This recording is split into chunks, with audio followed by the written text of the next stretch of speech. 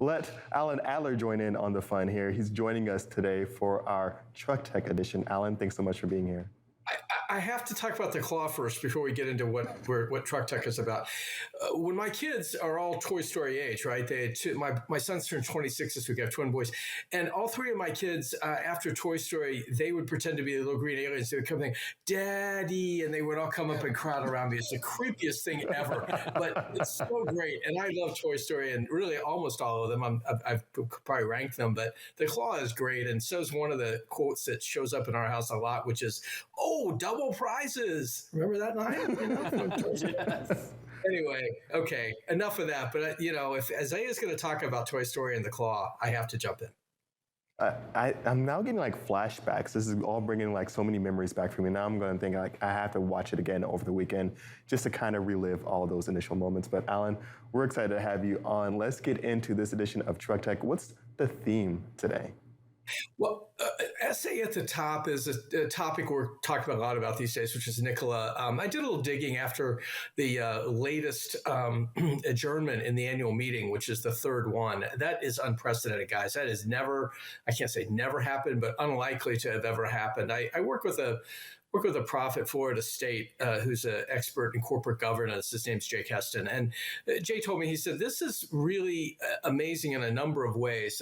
First of all, you have to ask yourself, well, how many times can they sort of delay the meeting? It started out on June 1st. It was delayed twice, and now it's going to resume. It's a virtual meeting. It's not an in-person meeting.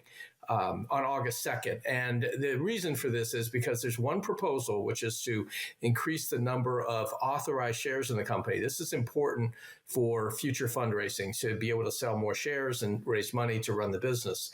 The short background is that they put the proposal out there. It needs 50% of all outstanding shares plus one vote. So roughly, call it 210 million shares voted in its favor. It's become a long process because the founder of the company, Trevor Milton, who we talk about on this segment from time to time, voted against it. And he has 11% of the company. He also holds the proxies for another 40 million shares that he and the CEO, Mark Russell, own together. So those shares account so far for about 85% of the no votes. There's 208 million votes in favor, and Nikola still wants to find, and it's getting harder to do it, to find another 1.6 million votes. The reason it's getting harder is because there are fewer big blocks of shares out there that could be voted. There are shareholders of record back in April, which was what qualified you to vote, who have gotten rid of their shares. They are still eligible to vote, but they probably don't know that. So Nikola's been using a proxy solicitation firm to go after potential proxies. And you'd think if they got 5 million in the 2 weeks between the last two adjournments, which they did, that getting 1.6 million wouldn't be that hard, but don't bet on it. It's getting harder out there. It really is. And Alan, I hate to ask I think a question that might be a little bit simple, but have they just ask Trevor Milton? Isn't that great? You'd have to say, why wouldn't you? I mean, the guy, he maybe was making a point. First of all, Trevor's share stake in the company would be diluted by this, because anytime you add shares, it decreases the value of the existing shares, but it's a pretty short-sighted position to vote against this. There's a lot of bad blood between Trevor and the company. We write about that. You can find that on freightwaves.com. But, and he has a criminal trial coming up in September on fraud charges that relate to comments and statements he made about the company that were shown to be untrue. The government is probably going to try to make an example out of him. But to answer your question, Anthony, no, they would not. They would not do that. I've got it from multiple sources that there's no talks about trying to get Trevor to change his mind, even vote a handful of shares and let Nikola get what it wants. Apparently, besides the whole idea of dilution, which is a big deal when you have a big stake in a company, he doesn't agree with this. I've been told, though, that if he were still in charge there, he'd probably be all for it. And interestingly enough, the difference maker at this point really is those shares that he owns with Mark Russell, the CEO. And Russell has most of the equity in those shares, but for whatever reason, back in 2020, when they set this up, he gave Milton the voting rights for them. Now, next year, those rights revert to Russell. And so if this does have to go out to another try next year, which is possible, although you got to believe they can find these votes. But if it does go out to another one next year, they won't have to worry about this 40 million shares being voted against it.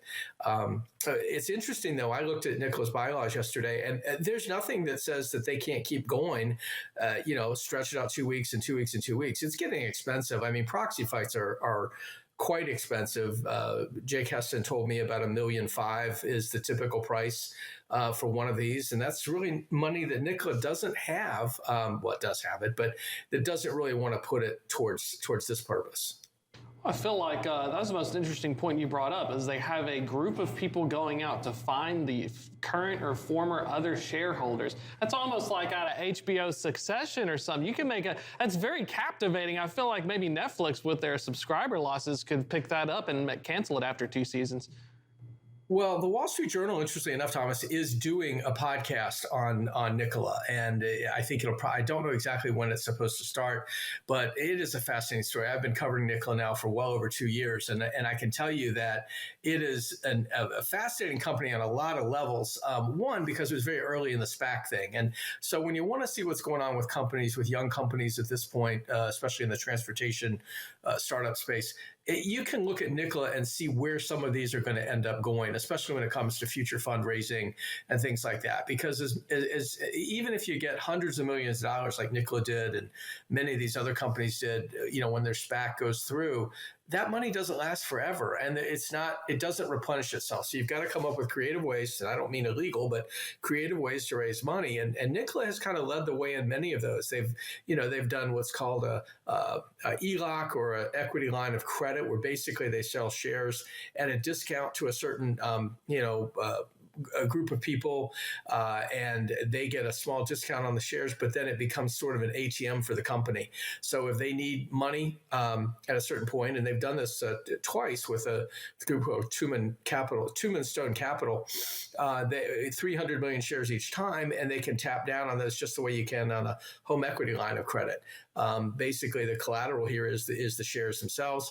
They sell the shares, like I said, at a small discount, about 3%, and then they can tap into that whenever they want to. Problem is that resource is about exhausted, and the same with Nikola's original 600 million share allotment. They only have about 33 million shares left that they can use. Now, interestingly, a number of the shares that are committed are set up to go to executives in the company, senior leaders really, who agreed to take a salary of $1 a year for 3 years in exchange for a big share payouts if, and it's a big if right now, if certain share price targets are met.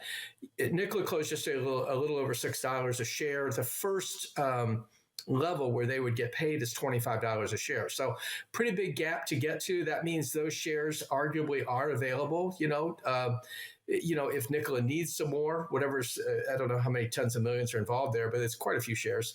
And they could use those, to keep ahead of the ramp up or the scale up of the business that they need to do. But that's the kind of stuff where, it's a shame in a way, because, as much as dilution is a problem for people like Trevor Milton, the way Jake Heston puts it, I'd rather have 90% of a lot of money than 100% of less money. And that's really what we're talking about. Well put there, Alan. And I wish we could go on a little bit more about this, because this is just so intriguing. But thank you so much for joining us this morning. Real quick, what time does this come out? 11 o'clock. I think our colleague Trevor Willingham has it ready to go for email, and then we will be put a little bit different headline to focus on the Nikola stuff when it goes up on the website. It'll still have the Truck Tech logo, but it'll be focused on the Nikola piece. So awesome, Alan. Thank you so much, and thank you all so much for tuning in. We're going to take a short break, but we'll be right back with more Freight Waves Now.